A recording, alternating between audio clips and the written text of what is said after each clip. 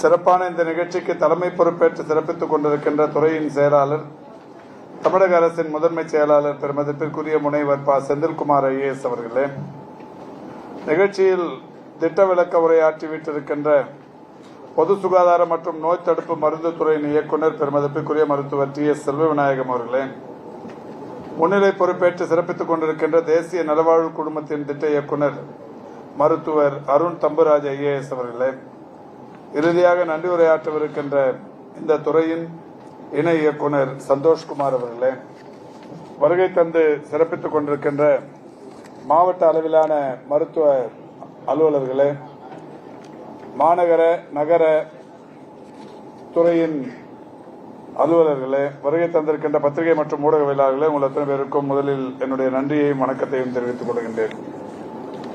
மக்கள் நல்வாழ்வுத்துறையின் சார்பில் கடந்த நிதிநிலை அறிக்கையின் போது 118 அறிவிப்புகள் வெளியிடப்பட்டது. அறிவிக்கப்பட்ட ஒவ்வொரு அறிவிப்பையும் இன்றைக்கு ஒன்றன் பின் ஒன்றாக தொடர்ந்து செயலாக்கத்திற்கு வந்து கொண்டிருக்கிறது. அந்த வகையில் பெருமதிப்புக்குரிய DPH அவர்கள் இன்றைக்கு 2 அறிவிப்புகளின் செயலாக்கத்திற்கு இன்றைக்கு காரணமாக இருந்து இதை தொடங்கி வைத்திருக்கிறார்கள். நான் கூட காலையில் சொன்னேன், இன்னொரு நாள் வச்சுக்கலாமே, இன்னைக்கு சாதாரணமாக நீங்கள் இன்னைக்கு இந்த மீட்டிங்கை முடிச்சிருங்க, இன்னொரு நாள் வச்சுக்கலாமான்னு. அதுக்கு அவர் என்ன சொன்னார்னா, அடுத்த மாதம் நான் ரிட்டையர்ட் ஆகிறேன், அதுக்கு முன்னாடி எத்தனை அறிவிப்புகள் எங்கள் துறையின் சார்பில் வெளியிடப்பட்டதோ அத்தனை அறிவிப்புகளையும் செயலாக்கம் செய்ததற்கு பிறகு நான் பணியிலிருந்து ஓய்வு பெற்றால் எனக்கு திருப்தி இருக்கும் என்று சொன்னார். உண்மையிலேயே அது ஒரு நல்ல, அதுதான் இப்போ ஒவ்வொருவரும் பணியாற்றுவதில் தங்களுக்கு இருக்கிற அந்த ஆர்வத்துக்கு இது ஒரு பெரிய எடுத்துக்காட்டு. பொதுவா இதை செஞ்சுட்டு போனோம்னு அவரை யாரும் கம்பல் பண்ண போறது இல்லை. அதுக்கப்புறமா கூட அடுத்த மாசம் ஜூலை ஆகஸ்ட் வேற யார் வராங்களோ இந்த இடத்துல அவங்க அதை பண்ணலாம். ஆனா அவரோட என்னன்னா, இது அவரோட பிரைன் சைல்டு. இன்னைக்கு அவரோட இந்த திட்டங்கள் எல்லாமே அவர் உட்காந்து உங்களோட பேசி எந்தெந்த திட்டங்களை நம்ம நிதிநிலை அறிக்கையில சேர்க்கலாம், இந்த மாதிரிலாம் முடிவு பண்ணி எடுத்துட்டு வந்த இந்த திட்டங்கள் நம்ம கையாலேயே அதை செயல்படுத்திட்டு போனோம்னா, நம்மளாலேயே செயல்படுத்தணும்னா ஒரு சின்ன திருப்தி இருக்கும். அதில் அவர் ரொம்ப ஆர்வமா இருந்தார். உண்மையிலேயே பாராட்டுக்குரியவர் திரு செல்வ விநாயகம் அவர்கள். அவரை இந்த நேரத்தில் இன்னொரு ஓய்வு பெற அன்னைக்கும் பாராட்டு விழாவுக்கு வருவோம். அந்த வகையில் திரு மருத்துவர் செல்வ விநாயகம் அவர்கள் பொதுவா DPH பொது சுகாதாரத்துறையில் எத்தனை அறிவிப்புகள் வெளியிட்டாரோ அநேகமா இன்னைக்கோட அறிவிப்புகள்லாம் முடியுதுன்னு நினைக்கிறேன். வேற எதுவும் இல்லை இருக்கா? அத்தனை அறிவிப்புகளையும் தொடர்ச்சியாக இன்றைக்கு செய்து கொண்டே இருக்கிறார். இப்ப உங்களை மாதம் சந்திப்பதில் நானும் கூட மகிழ்ச்சி அடைகிறேன். ஒவ்வொரு மாதமும் அநேகமா நானும் கூட வந்து நிற்கிறேன். இப்ப இந்த ஒரு மாசமும் வரும்போது ஏதாவது ஒரு முன்னேற்றம் இருந்து நிற்கின்ற துறையில் கடந்த 4 ஆண்டுகளில் மாண்புமிகு தமிழ்நாட்டின் முதலமைச்சருடைய வழிகாட்டுதலோடு ஏராளமான சிறப்பு திட்டங்கள் இந்த துறையின் சார்பில் செயல்படுத்தப்பட்டுக் கொண்டிருக்கிறது. மக்களை தேடி மருத்துவம், இன்னுயிர் காப்போம், நம்மை காக்கும் 48, இதயம் காப்போம், பாதம் பாதுகாப்போம், நடப்போம் நலம் பெறுவோம், மக்களை தேடி மருத்துவ ஆய்வக திட்டம், தொழிலாளர்களை தேடி மருத்துவ திட்டம், செயற்கை கருத்தரித்தல் மையங்கள், இந்த மாதிரி ஏராளமான திட்டங்கள் செயல்படுத்தப்பட்டுக் கொண்டிருக்கிறது. அதில் கடந்த 10-15 நாட்களில் மட்டும் 2 புதிய திட்டங்களும் கூட இன்றைக்கு தொடங்க வைக்கப்பட்டிருக்கிறது. தமிழ்நாட்டில் எய்ட்ஸ் நோயினாலும் HIV நோயினாலும் பாதிக்கப்பட்ட 7618 குழந்தைகளுக்கு மாதந்தோறும் 1000 ரூபாய் உதவித்தொகை தருகிற ஒரு திட்டம் இன்றைக்கு தமிழ்நாட்டில் தொடங்கி வைக்கப்பட்டது. தமிழ்நாடு முழுவதிலும் ஏறத்தாழ நம்முடைய அரசு மருத்துவக் கல்லூரிகளில் ஒரு 10,000 பேர் டயாலிசிஸ் செய்து கொள்ளுகிற அந்த நிலை என்பது இருக்கிறது. சிறுநீரக பாதிப்புக்குள்ளானவர்களுக்கு டயாலிசிஸ் செய்வது என்கின்ற வகையில் ஒரு 10,000 பேர் அளவுக்கு இன்றைக்கு அரசு மருத்துவ நிர்வாகங்களில் டயாலிசிஸ் செய்து கொள்கிறார்கள். அவர்களுக்கு பொதுவாகவே டயாலிசிஸ் முடிச்சிட்டு அவங்க பேருந்துகளில் அவருடைய கிராமத்தை நோக்கி பயணிக்கும் போது அந்த உடல் சோர்வு பெரிய அளவில் அவர்களை பலவீனமாக்கிவிடும். டயாலிசிஸ் முடிச்சிட்டு வெளில போறவங்களுக்கு தான் தெரியும், பெரிய கஷ்டமும் இருக்கும். அவங்க எல்லாருமே பெரிய வசதியானவங்களாகவும் இருக்க முடியாது. அந்த வகையில இந்த அரசு குறிப்பாக மாண்புமிகு தமிழ்நாட்டின் முதலமைச்சருடைய வழிகாட்டுதலோடு புரத சத்து டயாலிசிஸ் செய்தவர்களுக்கு அரசு நிர்வாகத்தில் புரத சத்துள்ள உணவு தருகிற ஒரு திட்டத்தை தொடங்கி வைத்தோம். அதுவுமே இந்தியாவில் மட்டுமல்ல, உலக அளவிலும் தமிழ்நாட்டில் தான் அது முதல் முறையாக செய்யப்பட்டிருக்கிறது. 2 முட்டை, 3 பிஸ்கெட்டு, ஒரு 50 கிராம் சுண்டல், ஒரு 100 ml பால் சொல்லி இந்த புரத சத்து உள்ள உணவு இன்றைக்கு தருகிற திட்டத்தை தொடங்கி வைத்திருக்கிறோம். இந்த ரெண்டும் பார்க்கறதுக்கு சின்ன நிகழ்ச்சி மாதிரி இருக்கும். ஒரு 7618 குழந்தைங்களுக்கு 1000 ரூபாய் தரதுங்கிறது ஒரு சின்ன செய்தி தானே நினைக்கலாம். ஆனா இந்த 7618 குழந்தைங்களுக்கு அந்த மாதம் 1000 ரூபாய் கல்வி உதவிக்கு, மருத்துவ உதவிக்கு எந்த அளவுக்கு பயனுள்ளதாக இருக்குன்னு அனுபவிக்கிறவங்களுக்கு மட்டும்தான் தெரியும். ஆக அந்த 7618 குழந்தைகளுடைய எதிர்காலத்திற்கு இந்த துறை மிகப்பெரிய அளவில் உதவியாக இருக்கிறது என்பது ஒரு நல்ல விஷயம். அது மாதிரிதான் இது ஒரு 10,000 பேர் தானே டயாலிசிஸ் பண்ணிக்கிறாங்க. அவங்களுக்கு இந்த புரத சத்துள்ள உணவு இது அவங்களுக்கு மட்டும்தான் தெரியும். ராஜீவ்காந்தி ஹாஸ்பிட்டல்ல நானும் துறையின் செயலாளர் NHMMD எல்லாம் போய் இதை தொடங்கி வைக்கிறப்ப ஒருத்தரை கேட்டோம், நீங்க எங்க இருந்து வரீங்கன்னு கேட்டோம். அவர் சோலிங்கர்ல இருந்து வரேன்னாரு. இன்னொருத்தர் ஆவடியில இருந்து வரேன்னாரு. அவங்க ராஜீவ்காந்தி மருத்துவமனையில தொடர்ச்சியா பண்ணிட்டு போறவங்க, வாரத்துக்கு 2 தடவை பண்ணிட்டு போறவங்க. அவங்களுக்கு இந்த ஃபுட்டு கொடுத்த உடனே அவங்களுக்கு அவ்வளவு பெரிய முகத்துல மலர்ச்சி, ரொம்ப சந்தோஷப்பட்டாங்க. எங்களுக்கு இதை முடிச்சுட்டு அவங்க பஸ்ஸை பிடிச்சி சோழிங்கர் போறதுக்குள்ள அவங்க எவ்வளவு பெரிய நலிவு அடைஞ்சிருவாங்க. அது இந்த உணவு அவங்களுக்கு எவ்வளவு அந்த நேரத்துக்கான தேவை, இதை நிறைவேற்றி தர துறையா இன்னைக்கு நம்முடைய மக்கள் நல்வாழ்வுத்துறை இருக்கு. ஒரு 2 நாளுக்கு முன்னாடி கூட ஒரு அறிவிப்பு ஒன்று வெளில வந்திருக்கு. இந்த அறிவிப்பு உங்களுக்கு தெரியும் என்ன அறிவிப்புன்னு. அதாவது கிராமங்களை நோக்கி டயாலிசிஸ். இப்ப நம்ம வெறும் மாநகர பகுதிகளிலும் நகர பகுதிகளிலும் தான் டயாலிசிஸ் இருக்கு. இந்த அரசு பொறுப்பேற்றதற்கு பிறகு தமிழ்நாடு முழுவதும் இருக்கிற மருத்துவக் கல்லூரி மருத்துவமனைகளிலும், மாவட்ட அரசு மருத்துவமனைகளிலும், வட்டார மருத்துவமனைகளிலும் நாம இப்ப டயாலிசிஸ் இயந்திரங்களை கூடுதலா வாங்கி கொடுத்து இப்ப தொடர்ச்சியா பண்ணின்னு இருக்கிறோம். ஒவ்வொரு வருஷமும் ஒரு 100க்கு குறையாம இப்போ DNMSல அதை ப்ரொக்யூர் பண்ணி நம்ம இப்போ எல்லா இடத்துல வச்சிருக்கிறோம். இந்த நிலையில இப்போ இன்னமும் இது கிராமங்களை நோக்கி பயணிக்கணும், கிராமங்களை நோக்கி டயாலிசிஸ் போகணும். கிராமத்தில் இருக்கவங்களுக்கு அந்த பாதிப்பு ஏற்பட்டா அவங்க நகரத்துக்கு தான் டயாலிசிஸ் பண்ண வேண்டியதா இருக்கு. இப்ப அரசு மருத்துவமனைகளும் இது நகர பகுதிகளில் இருக்கிற மருத்துவமனைகளுக்கு தான் வரணும். தனியார் மருத்துவமனைகளும் ஓரளவுக்கு வளர்ந்த பகுதிகளில் மட்டும்தான் இதை வச்சிருப்பாங்க. அப்போ அந்த கட்டமைப்பை நம்ம கிராம பகுதிகளுக்கும் எடுத்துட்டு போகணும்னு சொல்லி மாண்புமிகு தமிழ்நாட்டின் முதலமைச்சர்கள் இப்போ ஒரு மலை கிராமத்திலிருந்து குக்கிராமத்திலிருந்து வரவங்களை நகரத்துக்கு டயாலிசிஸ் பண்ணி போறதுல இருக்கிற சமத்தை கருத்தில் கொண்டு இந்த மேம்படுத்தப்பட்ட ஆரம்ப சுகாதார நிலையங்கள் 50 டயாலிசிஸ் யூனிட் தொடங்கப்படும். இப்போ 2 நாளுக்கு முன்னாடி முதல்வர் அவர்களுடைய அறிவுறுத்தலுக்கு ஏற்ப இப்ப அரசாணை வந்திருக்கிறது. மிக விரைவில் இப்போ அதுக்கான அந்த வேலை எல்லாம் நடக்குது. ரொம்ப சீக்கிரமாவே தமிழ்நாட்டில் ஒரு 50 மேம்படுத்தப்பட்ட ஆரம்ப சுகாதார நிலையங்களில் டயாலிசிஸ் செய்யும் பணி நடைபெறவிருக்கிறது. இது வந்துட்டா இதுவுமே இந்தியாவில் இருக்கிற 36 மாநிலங்களில் தமிழ்நாட்டில் மட்டும்தான் கிராமங்களிலும் டயாலிசிஸ் என்கின்ற அந்த மகத்தான சேவை தொடங்கப்படவிருக்கிறது. இப்படி தொடர்ச்சியா நாம நிறைய பண்ணி இருக்கிறோம். பாம்பு கடிக்கு, நாய் கடிக்கு மருந்து PHCல கிடைக்கிற சூழ்நிலை. இப்போ இதயம் காப்போம்க்கு லோடிங் டோசஸ் என்கின்ற மாத்திரைகள் துணை சுகாதார நிலையங்களிலும் ஆரம்ப சுகாதார நிலையங்களிலும் கிடைக்கிற அந்த வசதி, இந்த மாதிரி நிறைய புதிய புதிய விஷயங்கள் தொடர்ச்சியா இந்த ஆரம்ப சுகாதார நிலையங்கள்லயும் துணை சுகாதார நிலையங்கள்லயும் பண்ண தொடங்கினதோட விளைவு நேரடியா இந்த தொற்றா நோய் பாதிப்புகளிலிருந்து மக்களை மிகப்பெரிய அளவில் காப்பதற்குரிய நடவடிக்கைகள் எடுக்கப்பட்டிருக்கிறது. அதுல உங்களுடைய பங்கு என்பது பாராட்டுக்குரியது. உங்களுடைய உழைப்பு மிகப்பெரிய அளவில் இன்றைக்கு ஒவ்வொரு மகிழ்ச்சி அடையக்கூடிய அளவுக்கான உழைப்பு. அதே நேரத்தில் இப்போ நம்ம போன வருஷம் நவம்பர் மாசம் இந்த நடப்போம் நலம் பெறுவோம் ஹெல்த் வாக் ஸ்கீம் ஒன்று தொடங்கணும். 38 மாவட்டத்திலையும் 38 இடத்துல இந்த நடப்போம் நலம் பெறுவோம் 8 கிலோமீட்டருக்கான ஹெல்த் வாக் ஸ்கீமை தொடங்கி அதுல விழிப்புணர்வு பதாகைகள், நடப்பதனால் கிடைக்கிற நன்மைகள் இதெல்லாம் வச்சு, இது மட்டும் இல்லாம அந்த சைன் போர்ட்ஸ் ஒவ்வொரு கிலோமீட்டரும் அடையாளப்படுத்துகிற வகையில் இந்த பலகைகள். அதுக்கப்புறமா பாத்தீங்கன்னா ஒரு மாசத்துக்கு முதல் ஞாயிற்றுக்கிழமை வர்றவங்களுக்கு ஹைட்ரேஷனும் ஹெல்த் செக்கப்பும் இதெல்லாம் ரொம்ப சிறப்பாகவே போயிட்டு இருக்கு. சென்னையை பொறுத்த வரைக்கும் நானே போன மாசம் தற்செயலா அந்த ஞாயிற்றுக்கிழமை நடக்கிறேன். அன்னைக்கு பாத்தீங்கன்னா ஹெல்த் வாக்ல ஹெல்த் ஆபீசர் CHO எல்லாம் நடந்து போறாங்க. அங்க பெசன் நகர்ல ஒரு கேம்ப் இருந்துச்சு. அது மாதிரி இப்போ போன ஒரு 10 நாளுக்கு முன்னாடி நாமக்கல் போனப்ப அங்க ஹெல்த் வாக் போறோம். அந்த காலையில வாக்கிங் போலான்னு முடிவு எடுத்துட்டு ஹெல்த் வாக் போனப்ப அங்க ஒரு 700-800 பேர் தொடர்ச்சியா அந்த ஹெல்த் வாக்ல நடக்கிற தோழர்கள் எங்களோட சேர்ந்து அன்னைக்கு நடந்தாங்க. இது ரொம்ப நல்லா இருந்தது. இந்த மாதிரி நிறைய மாவட்டங்கள் இப்ப கோவையில, ஈரோடுல இந்த மாதிரி நிறைய பாக்குறோம், நல்லாவே இருக்கு. இப்போ உதகையில 2 தடவை அந்த ஹெல்த் வாக்கு அந்த 8 கிலோமீட்டர் தூரத்துல நடந்திருக்கிறோம். ரொம்ப நல்லாவே இருக்கு. ஆனா ஒரு சில மாவட்டங்கள்ல என்ன பண்றாங்கன்னா நல்லா தெரியுது நமக்கு. நான் அந்த மாவட்டத்துக்கு வர்றேன்னு தெரிஞ்சதுக்கு அப்புறம் தான் நிறைய புது சைன் போர்டு வருது. நிறைய அப்பதான் டிஜிட்டல் பேனர்ஸ் அங்கங்க புதுசா வந்துருது. அந்த சைட்ல இருக்கிற திண்ணைகள் எல்லாம் உட்காரத்துக்கு புதுசா சுண்ணாம்பு எல்லாம் அடிச்சு வச்சிருக்கிறாங்க.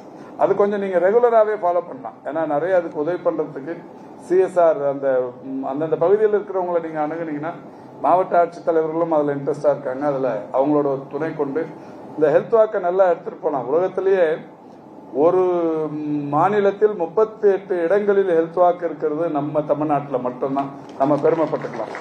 ஒரே ஒரு இடத்துல இருக்கு, அதை பார்த்து தான் நம்ம காப்பி அடிச்சு இங்க வச்சோம். அது எங்கன்னா ஜப்பான்ல இருக்கிற டோக்கியோல. அங்கேயே ஒரு இடத்துல தான் இருக்கு. தொடங்கின நாட்டில் ஒரு இடத்துல தான் இருக்கு. அதை பார்த்துட்டு வந்து நம்ம 38 இடத்துல வச்சிருக்கிறோம். இந்த நிதிநிலை அறிக்கையில கூட இன்னொரு 38 இடத்துல வைக்கிறோம்னு சொல்லியிருக்கிறோம். அதுக்கு இப்ப நீங்க இடம் பார்த்துருக்கிறீங்க, நிறைய டிபிஹெச்களை கொடுத்துருக்கிறீங்க. அதுல வந்து அதை தேர்வு செய்யும் போது கொஞ்சம் ரொம்ப கவனமா தேர்வு செய்யணும் இடத்த. ஒரு 4 கிலோமீட்டர் போயிட்டு 4 கிலோமீட்டர் வரணும் திரும்ப. ஒரு சிலர் என்ன பண்றாங்கன்னா இங்க ஆரம்பிச்சு 8வது கிலோமீட்டர்ல போய் முடிக்கிறாங்க. அப்ப இந்த 2 வீலர்லயும் சைக்கிள்லயும் நடக்கணும், கார்ல நடக்கணும்னு வர்றவங்க கார் இங்க விட்டுட்டு நடந்து இங்கிருந்து 8 கிலோமீட்டர் போயிட்டு அப்புறம் கார் எடுக்கிறதுக்கு இன்னொரு 8 கிலோமீட்டர் வரணும்.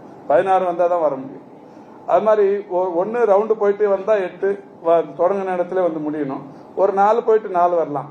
இந்த ஆவடியில நான் போய் முதல்ல பார்த்தேன். ஆவடியில வந்து அதுக்கு சம்மந்தமே இல்லாம அந்த 8 கிலோமீட்டர் சம்மந்தமே இல்லாம ஒரு இது இருந்தது. அப்புறம் அதை கேன்சல் பண்ணிட்டு ஒரு புது இடத்துல ஏதோ கடமைக்கு தொடங்கணுமே தொடங்காம நிறைய இடத்துல இப்போ சிறப்பா இருக்கு. 1-2 இடத்துல அது இன்னமும் கூட சிறப்பு இல்லாம இருக்கிறது. எந்தெந்த மாவட்டத்துலன்னு உங்களுக்கு தெரியும். அதை நான் சொல்ல வேணாம். அதை இப்போ புதுசா இந்த 8 கிலோமீட்டர் நடப்போம் நலம்பெறுவோம். அது கொஞ்சம் நீங்க இன்னும் கொஞ்சம் நல்ல இடத்த பார்த்து மக்கள் ஆர்வமா இருக்கிறாங்க. அந்த மக்களை ஒருங்கிணைக்கணும். ரெகுலரா டெய்லி காலைல வாக் பண்றவங்களோட பேசி எந்த இடத்துல இருக்கோ அவங்களோட கோஆர்டினேட் பண்ணீங்கன்னா சக்சஸ் ஆகும். நம்ம பொதுமக்களையோட ஒன்னா இணைஞ்சு பண்ணும்போது பெரிய வெற்றி கிடைக்கும். இன்னொன்னு உங்களுக்கு பெருசா ரொம்ப நல்லா பண்றீங்க. ஒரு சின்ன இது நம்ம இப்போ வந்து மக்கள் அதிகமா இப்ப அரசு மருத்துவ சேவையை பயன்படுத்திக்க தொடங்கி இருக்கிறாங்க. எல்லா மருத்துவமனையிலையும் கூட்டம் வந்து 2 மடங்கு 3 மடங்கு உயர்ந்திருக்கு. 2021 மே மாசம் 7ஆம் தேதிக்கு முன்னாடி வரைக்கும் ராஜீவ்காந்தியில 7000-8000 பேர் இருந்தாங்க. இப்ப 18,000-19,000 பேர் வர்றாங்க டெய்லி ஓபி. அது மாதிரி இப்போ மதுரையில ராஜாஜி உங்களுக்கு தெரியும். அது இந்த 2021க்கு முன்னாடி ஒரு 2000-2500 இருந்தது. இப்ப 4000-4500 இருக்கு. அதே மாதிரி மதுரையில இப்ப நீங்க ஒவ்வொரு மருத்துவமனையிலும் ஏமா இருக்கு. கோயம்புத்தூர்ல எல்லா இடத்துலயும் ஏமா இருக்கு. இப்ப நம்ம நேற்றுக்கு ஸ்டான்லி போயிருந்தேன். ஸ்டான்லியிலுமே ஒரு 3500-4000 இருந்தது. இப்ப 8000 வரைக்கும் வருது. அப்போ எல்லா இடத்துலயும் அரசு மருத்துவ சேவையை மக்கள் கூடுதலாக பயன்படுத்திக் கொள்ள தொடங்கி இருக்கிறாங்க. இது நமக்கு உங்களுடைய உழைப்புக்கு கிடைத்த பிரம்மாண்ட வெற்றி. அரசு மருத்துவ சேவையை பொதுமக்கள் அதிகம் பயன்படுத்திக் கொள்ள தொடங்கி இருக்கிறார்கள் என்றால் நோயின் தன்மை பெருகிருக்கிறது என்கின்ற காரணம் அல்ல, அரசு மருத்துவத்தின் மீது மக்களுக்கு நம்பிக்கை கூடியிருக்கிறது. அதன் காரணமாக தான் இப்போ இது மாதிரி வருது. இது நமக்கு கிடைச்ச ஒரு மிகப்பெரிய அளவிலான வெற்றி. எனவே அவங்களுடைய நம்பிக்கைக்கு எந்த இடத்துலயும் கொஞ்சம் கூட நம்ம பழுது இல்லாம இதை நகர்த்தின்னு போனோம். நான் ஒரு 4 நாள் முன்னாடி பொதுவா என்னை பொறுத்த வரைக்கும் வாரத்துல எப்படியாவது ஒரு டிஸ்ட்ரிக்ட் போறேன். 1-2 போயிடுறேன். போன வாரம் வேலூர்ல நம்ம கட்டி முடிச்ச அந்த பென்டாலேண்ட் ஹாஸ்பிட்டல் திறக்கிறதுக்கு நம்முடைய முதல்வர் வந்தாங்க. வேலூர்ல வந்தாங்க. பொதுவா நான் அந்த டிஸ்ட்ரிக்ட் போறப்ப அந்த டிஸ்ட்ரிக்ட் முழுக்க இருக்கிற எல்லா பிஹெச்சிலையும் HSCலையும் கொஞ்சம் உஷாரா இருக்கிறாங்க. எப்படியாவது அமைச்சர் காலையிலயா சாயந்தரமோ ஏதாவது ஒரு நேரத்துல சர்ப்ரைஸ் விசிட்ங்கிற வகையில வந்துருவாருன்ட்டு கொஞ்சம் நல்லாவே அந்த ஒரு டிஸ்ட்ரிக்ட் மட்டும் கரெக்டா வச்சிருக்கிறீங்க. எல்லாத்துலயும் டாக்டர் எல்லாமே கரெக்ட் டைமுக்கு இருக்கிறாங்க. ஆனா வேலூர் என்ன நினைச்சாங்கன்னா வேலூருக்கு மட்டும்தான் வருவேன்னு நினைச்சுன்னு நான் வேலூர்ல இருந்து அந்த பக்கம் சத்துவாச்சாரி மலைக்கா போய் ஒரு 16 கிலோமீட்டர் நடந்து ராணிப்பேட்டைக்குள்ள போயிட்டேன். பூட்டு தாக்கு போய் அங்கிருந்து மேல் விசாரத்துக்கு போயிட்டேன். அங்க போய் பார்த்தோம்னா 8 மணி. ரொம்ப வருத்தப்படுற மாதிரியான ஒரு விஷயம். எல்லா செய்தித்தாள்களையும் வந்ததால உங்க கையில சொல்றதுல ஒன்றும் தப்பு இல்லை. 8 மணிக்கு போறேன். ஹாஸ்பிட்டல்ல ஒரு டாக்டர் இல்ல, நர்ஸ் இல்ல, வாட்ச்மேன் இல்ல, யாருமே இல்லை. வெறும் பில்டிங் இருக்கு, எல்லாம் திறந்து வச்சிருக்கு. 8 மணிக்கு ஒரு பெரிய அவல நிலை. ரொம்ப வருத்தமா போச்சு. அப்போ அது உடனே நான் டிஹெச்ஓ போன் பண்ணேன். டிஹெச்ஓ காவேரி பாக்கத்தில் இருக்கிறனாரு. என்னங்க இது மாதிரி இருக்கேன்னு வர சொன்னேன். அவரை அங்கே வர ஆரம்பிச்சிட்டாரு. டிபிஹெச்சுக்கு ஃபோன் பண்ணேன். உடனடியாக அதில் வந்து எக்ஸ்கியூஸே பண்ணாதீங்க, நடவடிக்கை எடுத்துருங்க. டாக்டர், நர்ஸு, அந்த வாட்ச்மேன் 3 பேரையும் சஸ்பெண்ட் பண்ணுங்கன்னு சொன்னேன். சஸ்பெண்ட் பண்ணி உத்தரவு போட்டிருக்காரு. இப்போ இதுல யார் தப்பு? அதாவது பிஎம்ஓ வந்து அவருக்கு வந்து ஒரு ஷோகாஸ் நோட்டீஸ் கொடுத்திருக்கு, இந்த 3 பேரை சஸ்பெண்ட் பண்ணிருக்கு. இதுல யாரோட தப்பு? இப்ப எப்படி இதுல தொடர்புடையவங்க எல்லாம் நடவடிக்கைன்னா நிறைய பேர் வரலாம். அப்போ இன்னமும் நம்ம இந்த துறையில போதுமான விழிப்புணர்வு ஏற்படுத்தலைன்னா அது என் பேர்லயும் கூட குறையா இருக்கலாம். அது எல்லார் பேர்லயும் ஒரு குறை மாதிரி இருக்கு. ஒரு ஆஸ்பத்திரியில 8 மணிக்கு 3 பேஷண்ட் அங்க இருக்கிறாங்க. ஒரு கர்ப்பிணி சகோதரி உட்காந்துருக்காங்க, 2 பேர் மாத்திரை வரத்து வாங்க உட்காந்துருக்காங்க. எல்லாமே திறந்திருக்கு. கிளினிக்ல டாக்டர் ரூம் திறந்திருக்கு, ட்ரக் அந்த இது பார்மசி திறந்திருக்கு, எல்லாமே திறந்திருக்கு. யாரு உள்ள போனாலும் கேட்கறதுக்கு ஆள் இல்லை. நானே ஒரு 15 நிமிஷம் சுத்தி எல்லா ரூமுக்கும் போயிட்டு வந்தேன். அதுக்கப்புறம் ஒரு சகோதரி வந்தாங்க, நான் இப்பதான் சார் டியூட்டிக்கு வரேன்ட்டு வந்தாங்க. அப்போ அந்த நேரத்துல வேலையில் இல்லாத 3 பேர்ல நடவடிக்கை எடுக்கிறது கொஞ்சம் வருத்தமா தான் இருக்கு. ஏன்னா டாக்டர் பேர்ல நடவடிக்கை எடுக்கிறதுங்கிறது ஒரு விமர்சனத்துக்குள்ள ஒரு விஷயமாவும் இருந்தாலும் கூட வேற வழி இல்லை, இதை வந்து முறைப்படுத்துறதுங்கிறது தான் இருக்கு. அப்போ இன்னைக்கு வந்து பிஎம்ஓ நாங்க ஒரு மீட்டிங்ல இருந்தோம், நானும் செக்ரட்டரி டிபிஹெச் எல்லாம்.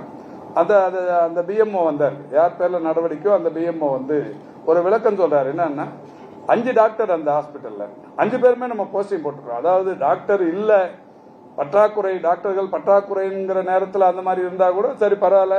நைட்டு டாக்டர் காலையில முடிச்சுட்டு காலைல 6 மணிக்கு வீட்டு போயிட்டு இருப்பாங்க, அடுத்த டாக்டர் 9 மணிக்கு வருவாங்க. இந்த கேப்ல இங்க இல்லாம இருந்ததுன்னு சொல்லலாம். 5 டாக்டருமே போஸ்டிங் போட்டு வச்சிருக்கிறோம். 5 நர்ஸுமே போஸ்டிங் போட்டு வச்சிருக்கு. 6 மெடிக்கல் அந்த பேராமெடிக்கல் ஸ்டாஃப்ஸ் 6 பேருமே இருக்கிறாங்க. ஆனா ஒருத்தரும் அப்ப டியூட்டியில் இல்லை, வாட்ச்மேன் உள்பட. அப்போ இந்த நடவடிக்கை எடுக்க வேண்டியதுங்கிறது அவசியம் ஆயிடுச்சு. அப்போ இந்த நம்முடைய டிபிஹெச்சும் கூட கொஞ்சம் அவரும் கூட வருத்தப்பட்டு என்ன பண்றதுன்னு தெரியல, இந்த மாதிரி தொடர்ச்சியா 1-2 இடத்துல நடக்குது. 2286 ஆரம்ப சுகாதார நிலையம் இருக்கு, இல்ல எங்கேயாவது 1-2 இந்த மாதிரி தவறாயிடுது அப்படின்ற மாதிரி ஃபீல் பண்ணாரு. இப்போ நடவடிக்கை எடுத்ததற்கு இன்னைக்கு அந்த பிஎம்ஓ கேட்டோம். பிஎம்ஓ அவராகவே வந்து ஒரு கிளாரிபிகேஷன் சொல்றாரு. என்னன்னா 3 டாக்டர் நாங்க வந்து ட்ரைனிங் அனுப்பிட்டோம். இப்போ அந்த டிஹெச்ஓ இங்க இருப்பாருன்னு நினைக்கிறேன். அப்போ ஒரு 3 டாக்டரை 5 டாக்டர் இருக்கிற ஒரு ஹாஸ்பிட்டல்ல 3 பேரை ட்ரைனிங் ஒரே நேரத்தில் அனுப்புனீங்கன்னா அங்க எப்படி டாக்டர் இருப்பாங்க? நீங்க அதை பண்றப்ப ட்ரைனிங் முக்கியம், அதை விட முக்கியம் மக்களோட உடல் நலம் முக்கியம். மக்களை வந்து பாக்குறதுங்கிறது ரொம்ப முக்கியம் இல்லையா? 3 பேரை நம்ம அனுப்புறோமே, அப்போ இந்த 2 பேர் எப்படி 24 மணி நேரம் இந்த கிளினிக்ல இந்த ஹாஸ்பிட்டல் இருப்பாங்கிற அந்த எண்ணம் ஒரு மேலதிகாரிக்கு வரணுமா இல்லையா? இப்போ 3 பேரை அனுப்புனது இப்போ டிஹெச்ஓ தப்பா? அப்ப டிஹெச்ஓ பேர்ல நடவடிக்கை எடுக்கணுமா? இந்த மாதிரியான கேள்வி எல்லாம் வந்துடும். இதெல்லாம் கொஞ்சம் நீங்க ரொம்ப ஆழமா கவனமா இது பார்க்க வேண்டிய ஒரு துறை. தயவு செஞ்சு இதுல வந்து ரொம்ப கவனமா இருக்கு. எனக்கு சொல்றதுக்கு இதெல்லாம் கொஞ்சம் வருத்தமா இருக்கு. ஏன்னா நான் தோழமையோடவே பழகி தோல்ல தட்டி கொடுத்தே வேலை வாங்குறேன். இந்த மாதிரி அதிரடியா ஏதாவது பண்ணும்போது என் மனசுக்கே கொஞ்சம் கஷ்டமாயிருது. அதனால கொஞ்சம் வருத்தத்தோட தான் சொல்றேன், அதை கொஞ்சம் சரி பண்ணணும். இப்ப இன்னைக்கு 2 அறிவிப்புகளை பொறுத்த வரைக்கும் நம்முடைய டிபிஹெச் சொன்னது மாதிரி, செக்ரட்டரி சார் சொன்னது மாதிரி, ஒரு நோய்களை கட்டுப்படுத்துவதற்காக ஒருங்கிணைந்த நோய்கள் கண்காணிப்பு திட்டத்தின் கீழ் மருத்துவ அலுவலர்கள் மற்றும் சுகாதார நலப்பணியாளர்களுக்கான திறன் மேம்பாட்டு பயிற்சி கையேடு ஒன்று வெளியிடப்பட்டிருக்கிறது. இது எவ்வளவு பேர் டெங்குவினால் பாதிக்கப்படுகிறார்கள் ஒவ்வொரு ஆண்டும், எவ்வளவு பேர் சிக்கன் குனியாவினால் பாதிக்கப்படுகிறார்கள், எவ்வளவு பேர் மலேரியாவினால் பாதிக்கப்படுகிறார்கள், எவ்வளவு பேர் உண்ணி காய்ச்சல், எலி காய்ச்சல், ஜப்பானிய மூளை காய்ச்சல், இந்த மாதிரியான நோய் பாதிப்புக்குள்ளாளர்களை கண்டறிந்து அது நோய் தடுப்பு நடவடிக்கைகள் எடுத்து அந்த நோய் தடுப்பு நடவடிக்கை எடுக்கப்பட்டவர்களுடைய அந்த தொடர் உடல் நலனை தொடர்ச்சியாக கண்காணித்து அவர்களுக்கு அளிக்கப்படுகிற சிகிச்சைகள் குறித்து ஒரு முறையா தெரிந்து கொண்டு அதை கட்டுப்படுத்துவது, தடுப்பு நடவடிக்கைகள் எடுப்பது போன்ற இந்த விரிவான பயிற்சி தான் இந்த அறிவிப்பு. இந்த அறிவிப்பும் கூட இந்த 118 அறிவிப்புகளில் ஒன்று. இந்த அறிவிப்பு இன்றைக்கு செயல்படுத்துவதில், இன்றைக்கு தொடங்கி வைப்பதில் நான் பெருமை அடைகிறேன். அதே மாதிரி இன்னொரு அறிவிப்பு நம்முடைய டிபிஹெச் சொன்னாரு. நம்ம இந்த காலகட்டத்தில் ஒரு டிபிஹெச்சுக்கு 100ஆண்டு விழாவை கொண்டாடினோம். பல்வேறு துறைகள் அந்த நாட்கள் ஆகிறது. ஒரு இப்போ இது கூட ராஜீவ்காந்தி மருத்துவமனை பார்த்தீங்கன்னா அந்த சென்னை மருத்துவக் கல்லூரியில இந்த தடவை 189வது பெரிய பாரம்பரியத்தை கொண்ட ஒரு மருத்துவமனை நிர்வாகம். நேற்றுக்கு ஸ்டான்லிக்கு போனேன், அது வந்து 82வது பட்டமளிப்பு விழா.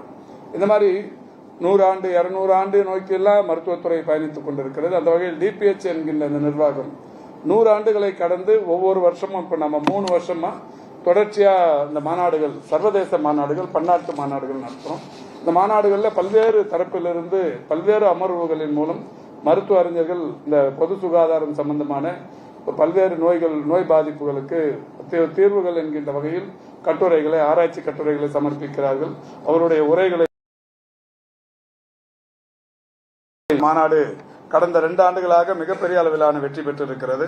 அந்த வகையில் இந்த மாநாட்டை பொறுத்தவரை வருகிற செப்டம்பர் மாதம் 25 27 வரைக்கும் சேலத்தில் நடத்துறதுன்னு ஏற்கனவே நிதிநிலை அறிக்கையில் முடிவெடுக்கப்பட்டது. அந்த வகையில் வருகிற செப்டம்பர் 25 மற்றும் 27ஆம் தேதி வரை நடைபெறவிருக்கிற அந்த மாநாட்டிற்கான இலச்சினை, வலைதளம் மற்றும் பாடல் ஆகியவைகள் இப்பொழுது வெளியிடப்பட்டது. அந்த வகையில் இப்ப அந்த பாடலை எழுதியவர், இசையமைத்தவர் என்கின்ற வகையில் எல்லோரும் பாராட்டுக்களை பெற்றிருக்கிறார்கள். அது மாதிரி இந்த துறையின் அரசாணைகள் ஒரு புத்தகமாக தொகுக்கப்பட்டு அதுவும் கூட வெளியிடப்பட்டிருக்கிறது. ஒட்டுமொத்தமான பொது சுகாதாரத்துறையின்கான அரசாணைகளை எல்லாம் ஒருங்கிணைத்து, ஏன்னா இதெல்லாம் பாதுகாக்கப்பட வேண்டிய விஷயங்கள். ஒவ்வொரு முறையும் எதற்காக அரசாணைகள் போடப்பட்டது என்பதை தொடர்ச்சியா நாம இங்க ஒரு லைப்ரரியிலே வச்சு அதெல்லாம் மெயின்டைன் பண்ணலாம். அந்த வகையில் அரசாணை வெளியிடப்பட்டிருக்கிறது. அது மட்டும் இல்லாம நியூஸ் லெட்டர் 5ஆம் ஆண்டு இன்னைக்கு தொடங்கியிருக்கு.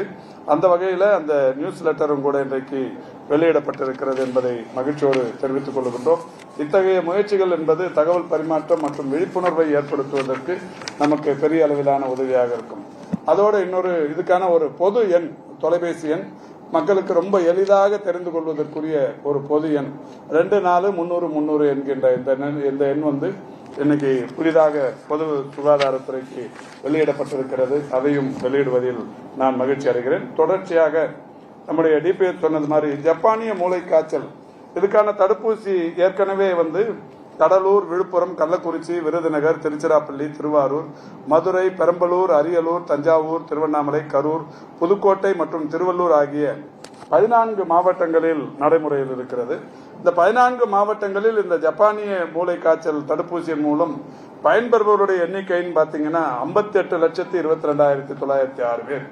அந்த வகையில இப்போ மீண்டும் ஒரு 7 மாவட்டங்களில் இந்த ஜப்பானிய மூளைக்காய்ச்சல் தடுப்பூசி நோய் போடப்படும் நிதிநிலை அறிக்கையில் அறிவிக்கப்பட்டது. அந்த வகையில் இன்றைக்கு காஞ்சிபுரம், செங்கல்பட்டு, திருநெல்வேலி, தென்காசி, வேலூர், நாகப்பட்டினம் மற்றும் சென்னை ஆகிய 7 மாவட்டங்களுக்கு இந்த தடுப்பூசி முகாம்கள் அரசு மற்றும் தனியார் பள்ளிகளில் மற்றும் அங்கன்வாடி மையங்களில் நடத்தப்படவிருக்கிறது.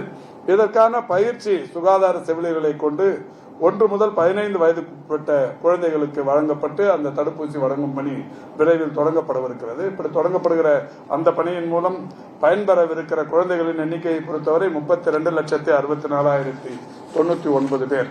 ஆக இந்த மிக முக்கியமான திட்டங்களை எல்லாம் இன்றைக்கு தொடங்கி வைக்கிற இந்த நாளில் உங்களை சந்திப்பது என்பதும் தொடர்ச்சியாக ஒவ்வொரு மாதமும் உங்களுடன் கலந்தாலோசனை செய்கிற அளவலாகுகிற இந்த அற்புதமான வாய்ப்பை எனக்கு தொடர்ந்து தந்து கொண்டிருக்கிற டிபிஎச் நிர்வாகத்திற்கும் என்னுடைய மகிழ்ச்சி நிறைந்த நன்றியினையும் பாராட்டுக்களையும் தெரிவித்து விடைபெறுகிறேன். நன்றி, வணக்கம்.